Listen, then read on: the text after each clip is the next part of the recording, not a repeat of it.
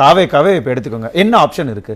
அதிமுக சொல்லிட்டாங்க வரலன்னு, காங்கிரஸும் போயிருக்கிறாங்க. ஆனாலும் இன்னொரு 5 இது அவங்களுக்கு 6 பேர் எப்படியுமே இல்ல சார். இப்ப நீங்க என்னதான் மெஜாரிட்டி நீங்க வச்சிருந்தாலும் ஃப்ளோர் டெஸ்ட் மாசம் ஃப்ளோர் டெஸ்ட்டுக்கு நீங்க எப்படி ரெடி ஆவீங்க? இல்ல இது மெஜாரிட்டியே இல்ல. இது வந்து விஜய்க்கு ஒரு பெரிய தலைவலி தான் இது. நீங்க வேற ஏதாவது ஒரு ஆல்டர்னேட்டிவ்னா இது அதிமுக தான், வேற வழி இல்ல.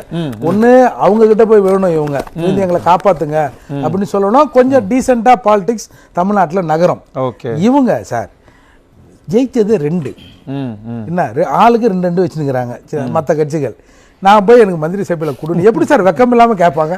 இதுல என்ன சார், இது எல்லாத்துக்கும் உரிமை சார். என்ன உரிமை இது? என்ன சார் சார் என் கூட வந்தா ஒரே நிமிஷம். இப்ப பாஜக மத்தியில ஆட்சி அமைச்சிருக்கிறாங்க. அவங்க தனி பெரும்பான்மையான கட்சியில நிதிஷ்குமார் கூட்டணியில இருக்கிறாரு, இவர் சந்திரபாபு நாயுடு கூட்டணியில இருக்கிறாரு, பவன் கல்யாண் கூட கூட்டணியில இருக்கிறாரு. எல்லாத்துக்கும் அங்க பவர் இருக்கு, அவங்க கேட்கிற திட்டங்கள்லாம் இருக்கு, வருது, கிடைக்குது. அப்ப பவர் இருக்கும் பொழுது அதுதானே அவங்களுக்கு வேணும். கரெக்ட். நேத்து வரைக்கும் என்ன சொல்லியிருந்தீங்க? விசில் அடிப்பவர்களை சட்டமன்றத்துக்கு சட்டசபைக்கு அனுப்பக்கூடாது, தியேட்டருக்கு தான் அனுப்புவோம். விஜயும் அண்ணன் சீமானும் பிஜேபியின் பிள்ளைகள், ஆர்எஸ்எஸ் வளர்ப்புகள். விஜயும் அண்ணன் சீமானும் பிஜேபியின் பிள்ளைகள், ஆர்எஸ்எஸ் வளர்ப்புகள். இப்ப எப்படா வந்து விஜய் வாங்கிய ஓட்டு சனாதனத்துக்கு எதிரான ஓட்டு, சங் பரிவாருக்கு எதிரான ஓட்டுன்னு எப்படி நீங்க சொல்றீங்க? அந்த வார்த்தை என் காதை விட்டும்னு அகல்ல, அதுக்குள்ளே நீங்க மாத்தி சொல்றீங்கல்ல.